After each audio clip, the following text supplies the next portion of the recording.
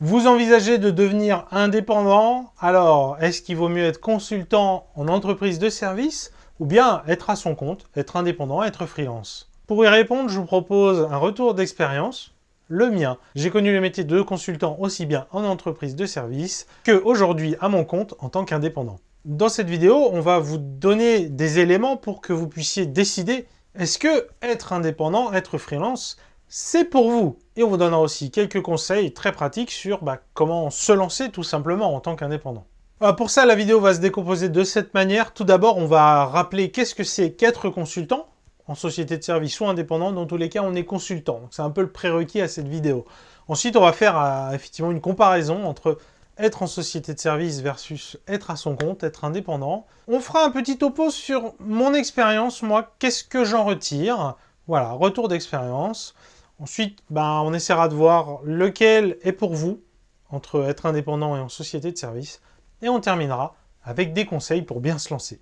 Je suis Jean-Pierre Lambert, le créateur de Scrum Life, et je donne le petit coup de pouce qui manque aux équipes, aux organisations, aux entreprises pour qu'elles deviennent vraiment agiles. Scrum Life, c'est la première chaîne YouTube francophone qui parle de l'esprit agile, sans détour, sans tabou et avec humour. Je ne suis pas seul à l'animer, je l'anime notamment avec Constantin Gay, mais il y a également toute une équipe et toute une communauté derrière, sans laquelle Scrum Life ne serait pas vraiment possible. Et vous aussi, vous pouvez rejoindre cette communauté via le Tipeee ou via les souscriptions dans YouTube. Si ça vous intéresse, je vous invite à regarder dans la description où vous trouverez les informations, mais tout un tas d'autres choses très intéressantes, comme les liens complémentaires pour aller plus loin sur cette vidéo. On va référencer d'autres contenus, mais aussi les formations Scrum Life que nous proposons, également la newsletter. Abonnez-vous à la newsletter pour être prévenu des nouveautés. Et enfin, on vous parle aussi du live, car le Scrum Live de la semaine sort le jeudi à 13 h en diffusion simultanée. On a un chat interactif et juste après, on lance un live jusqu'à 14 h pour aller plus loin, pour répondre à vos questions. Donc voilà, venez, tous les jeudis, 13 à 14, booker votre agenda et venez. Alors tout d'abord, être consultant. Qu'est-ce que c'est être consultant? Dans une précédente vidéo de cette série sur comment bien mener sa carrière de Scrum Master, on a une vidéo qui comparait être Scrum Master en interne par rapport à être Scrum Master en tant que prestataire, en tant que consultant justement. Donc, ce qu'il faut bien se rendre compte, c'est que quand on est consultant, on vend ses services, on sert un client, et ce qui construit en soi vraiment un mindset consultant. Et ça, c'est assez important. Si déjà, c'est pas votre délire, n'allez pas sur le métier de consultant.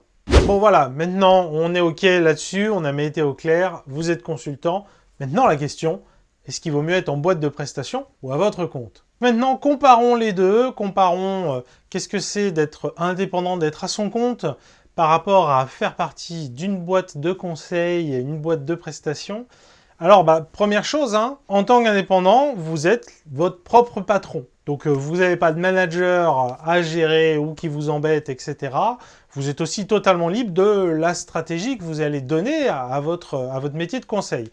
À l'inverse dans la boîte, vous avez un manager, vous avez aussi une stratégie de boîte.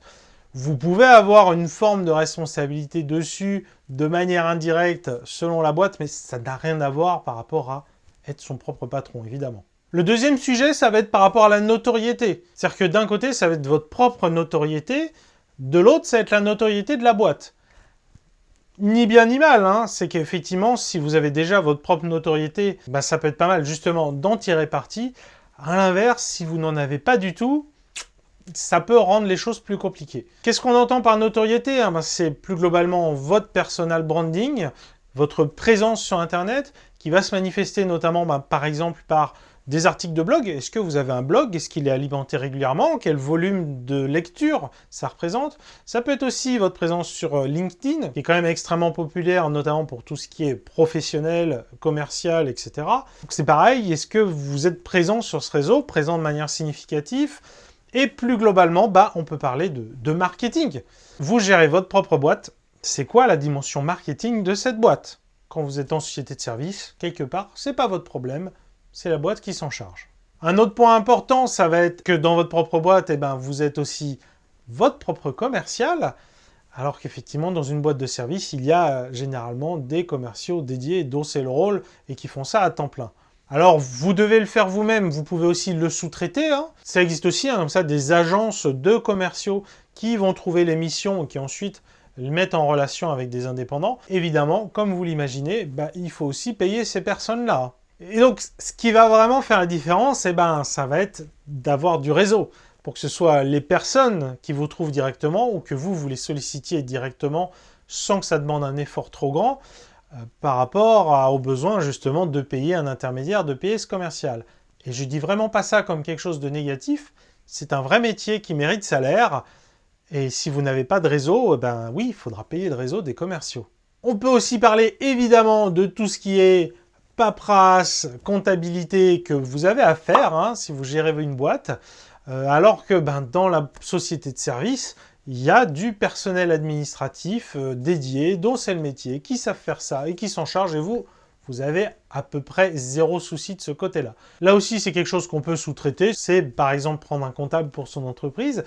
Attention, évidemment, il faut le payer, et en fait, très souvent, il faut aussi le suivre. Donc, la difficulté, c'est aussi de trouver, si on parle du comptable, de trouver le bon comptable en qui on aura confiance et qui sera rigoureux et qui fera le taf. Donc c'est vrai que très souvent, on se retrouve aussi à payer un comptable et devoir revérifier le travail du comptable derrière. Bon, sur ce sujet-là, il y a aussi beaucoup de sociétés qui proposent du portage, ou qui vous disent venez, vous êtes là, nous on gère toute la partie administrative, etc. Et puis vous vous concentrez sur votre activité. Je n'ai pas exploré cette option moi-même, mais elle existe. Si vous êtes une société dont c'est le métier et vous voulez faire votre pub dans les commentaires, je ne peux pas vous en empêcher tant que ça reste évidemment dans le domaine du raisonnable. Alors il y a le fait que par définition vous serez tout seul, donc tout ce qui va être faire votre veille, participer à des communautés, passer des formations, ça sera à vous de le faire tout seul ou de trouver des communautés existantes pour vous y rattacher et pour y prendre part. Ou de dépenser une formation payante, ça sera à vous de sortir l'argent. Alors que dans la société de service, il y a généralement des communautés internes et les formations, il y a un budget dédié et c'est le budget formation de la boîte. Autre différence, en étant à votre compte, en étant indépendant, vous achetez votre propre matos.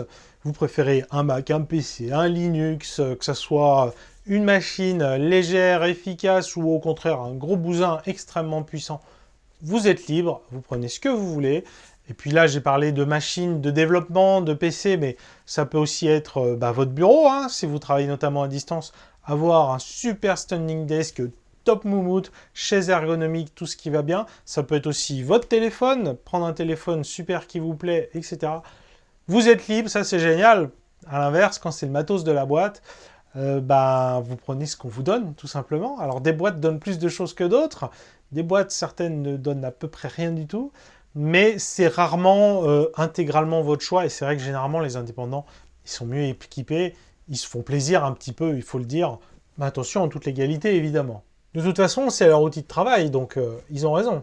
Ce qui nous amène au cœur du sujet, souvent ce qui intéresse les gens qui passent indépendants aussi, l'argent. Quand vous êtes indépendant, ce que vous facturez, c'est ce que votre boîte va gagner. Alors que lorsque vous êtes dans une société de service, vous avez un salaire que vous avez négocié à l'année et qui est réévalué tous les ans. C'est la fameuse évaluation annuelle. Et il y a du bien, il y a du moins bien des deux côtés. Parce qu'effectivement, le TJM, alors déjà j'ai dit, vous touchez tout. Non, votre société touche tout. Derrière, il y a divers impôts, etc. Il y a quand même une division à faire par rapport à ce qui finira effectivement dans votre poche, sur votre compte en banque personnel. Malgré tout, ça peut quand même faire des belles sommes. Ce qui va se passer par contre, c'est que ce montant, il peut tout à fait être variable par mission. On arrive parfois à se négocier plus cher à un client ou à un autre. Au contraire, un client qui négocie plus. Alors que votre salaire, justement, en société de service, il est négocié et il ne bouge plus. Donc voilà, en tant qu'indépendant, vous gérez. Il n'y a pas de max aussi. Si vous arrivez à facturer très cher vos prestations, l'argent rentre et c'est tout. Mais attention, au-delà de la variabilité, c'est aussi pas garanti. Quand votre mission, elle s'arrête, vous ne touchez plus rien. Et on n'est jamais à l'abri d'une catastrophe ou d'une autre, comme, je sais pas, une pandémie par exemple. Et voilà, parce que la réalité c'est celle-là, ne l'oublions pas, quand vous êtes indépendant, si vous ne travaillez pas, quelle que soit la raison, vous touchez 0 €. Alors qu'en tant que salarié, vous avez des congés payés, voilà, d'office, vous avez tant de jours, vous prenez des vacances et on vous paye normalement. Vous avez aussi des rendez-vous médicaux qui peuvent prendre diverses formes, c'est pareil, c'est sur votre temps de travail et c'est payé. Ça peut être aussi l'accès aux formations, qui vont être sur votre temps de travail. Vous serez aussi rémunéré. Ça peut être aussi d'aller à des conférences. Là aussi, l'entreprise va vous payer ce jour-là. Ça peut être aussi l'intercontrat. Vous n'avez pas de clients en ce moment. Vous ne rapportez pas d'argent à votre entreprise. Et pourtant, vous êtes salarié. Vous touchez votre salaire. Encore une fois, quand vous êtes indépendant, vous ne travaillez pas, vous ne touchez rien. Ça peut être aussi d'autres sujets comme de l'avant-vente. Peut-être participez-vous sur la rédaction d'une réponse à un appel d'offres. On va vous payer. Participez à une communauté interne aussi. Normalement, si votre boîte n'est pas trop pourrie, l'entreprise va aussi payer pour ces journées ou ces temps que vous passerez avec le reste de l'entreprise à faire grandir ces communautés. C'est là qu'on voit pourquoi ça semble aussi énorme de toucher directement le TJM. C'est parce que derrière ce TJM, qu'est-ce qu'il représente? D'une, tous les impôts sont à enlever. De deux, il va falloir payer les commerciaux, le marketing, la compta, soit des gens qui le font, soit vous-même, votre temps que vous allez passer à le faire. Et aussi, il va falloir payer vos congés, les événements où vous allez, tout ce que vous ferez, tous ces jours où vous ne travaillerez pas. Il faudra bien les couvrir par votre TJM les jours où vous travaillerez justement. Encore une fois, de l'autre côté, vous avez un salaire fixe tous les mois, au moins il est là, on n'en parle plus, peu importe ce qui se passe. Et voilà en fait, en tant qu'indépendant, la pression que vous allez vivre, c'est votre propre pression, c'est la pression que vous allez vous mettre. Ce qui peut être bien ou pas bien, ça peut vous correspondre, au contraire pas du tout.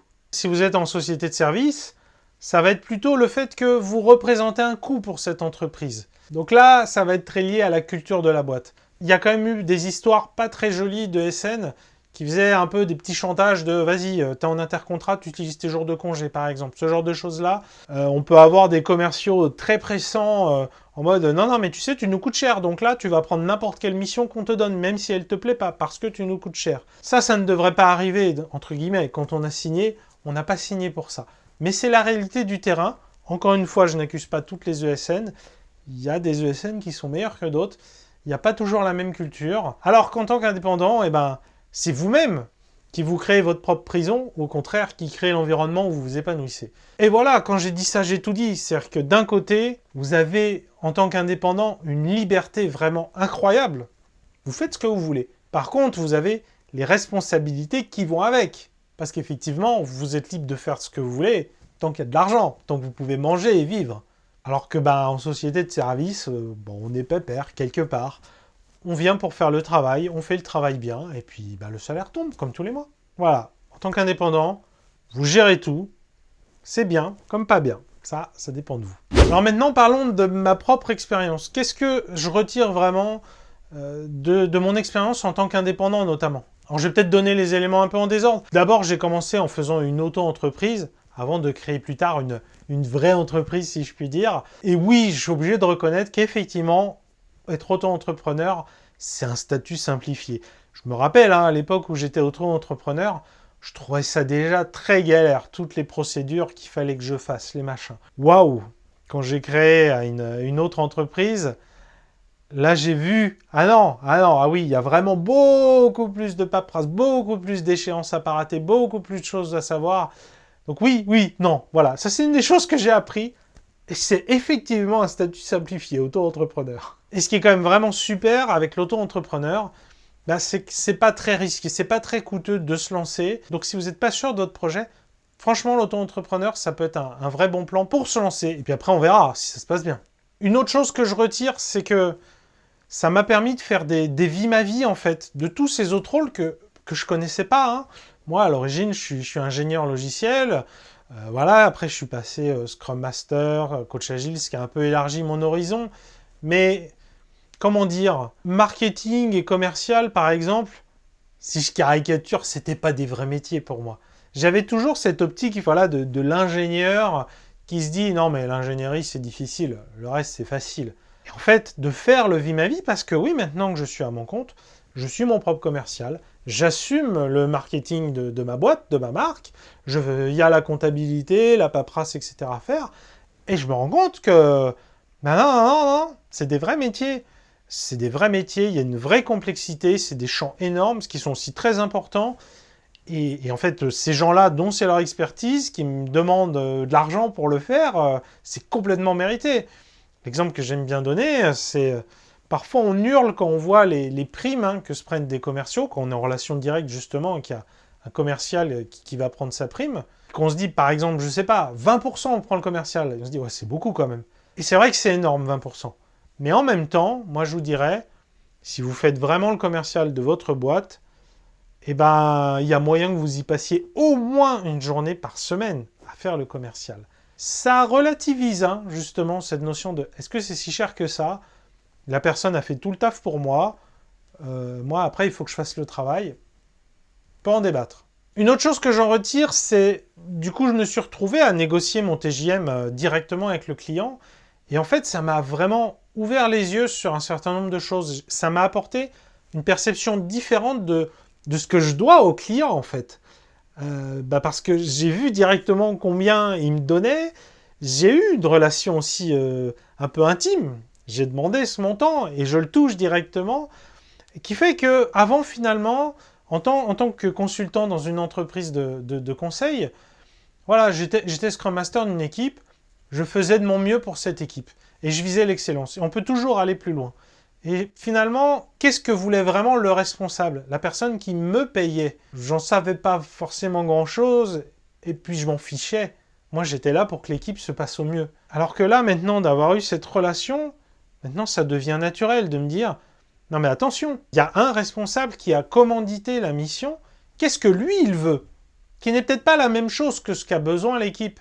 Mais il faut quand même faire le lien entre deux. Et je pense que d'avoir eu cette expérience qui m'a un peu ouvert les yeux, qui m'a un peu illuminé, je pense vraiment que ça fait de moi un meilleur consultant, justement. Parce que je garde toujours en vue, au fait, la personne qui a demandé cette prestation, qu'est-ce qu'elle attend, elle? Qu'est-ce qu'elle a en tête? Le simple fait que je le prenne en compte, ou que du moins on va du coup s'aligner, ça c'est extrêmement important.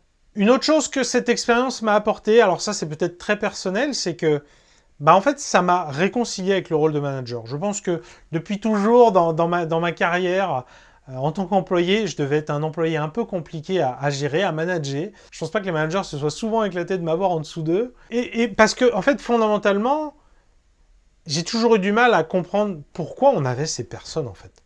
Au fond de moi, ces managers, ils servent à rien.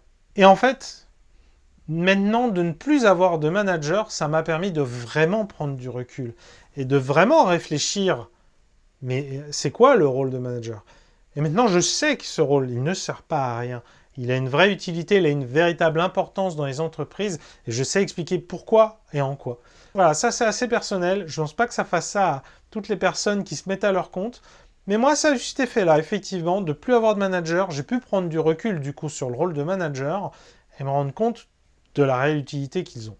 Et puis dernière chose, c'est quand même super génial d'être aussi libre. Si je veux aller à une conf, si je veux m'acheter un nouveau matériel, voilà, je suis libre de tout. Ça, c'est vraiment super génial, j'adore. Mais par contre, c'est aussi un peu stressant de gérer la trésorerie, quoi. Si l'argent, il rentre pas, comment on fait? Maintenant, lequel est pour vous? Alors peut-être que vous avez une volonté, vous avez envie de vivre une aventure, voilà, de vivre votre propre aventure.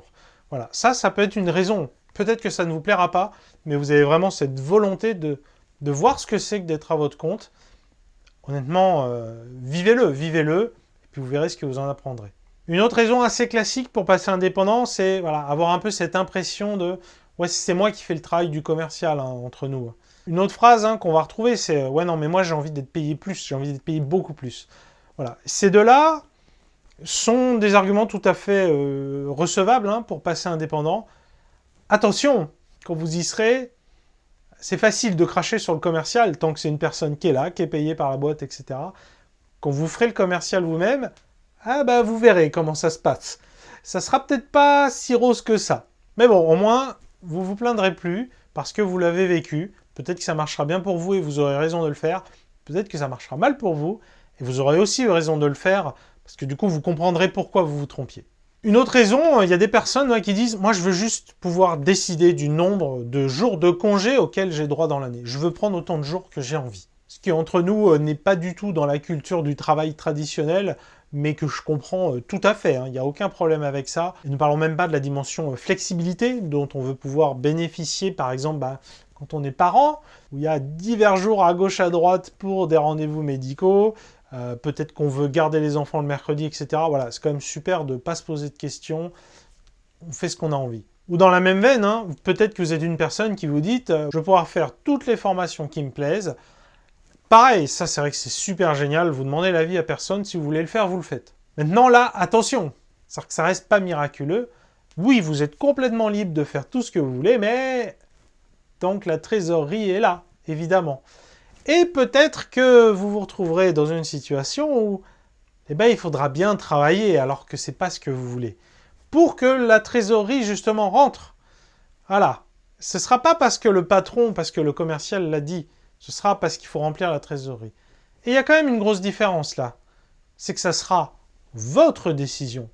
Elle vous plaira peut-être pas, parce que c'est pas ce que vous voulez faire, mais ce sera votre décision. Et ça, c'est quand même une différence assez importante. Voilà. Et puis là, je vous ai donné un peu toutes les raisons pour lesquelles passer indépendant. À l'inverse, pourquoi aller plutôt en société de service? Clairement, c'est pour la sécurité. C'est le fameux CDI français, voilà, qui fait que normalement, vous êtes bon, vous avez le salaire tous les mois. Peut-être que vous êtes aussi dans des logiques de démarrer un crédit ou de trouver votre location. Voilà, c'est vrai que vous êtes indépendant, vous dites j'ai tant de revenus par mois, c'est pas forcément bien entendu. Je suis en CDI, j'ai les fiches de paye, ah ok, c'est sûr, il n'y aura aucun problème, on peut y aller. C'est aussi dans ce monde-là qu'on évolue. Voilà, attendez, il manque un petit truc quand même là dans les avantages de la société de service. Par exemple, la communauté qu'il y a dans cette société, les autres Scrum Masters, tout ça, qui peuvent vous épauler, qui peuvent vous aider. On va d'ailleurs en parler dans le prochain épisode sur le mentoring.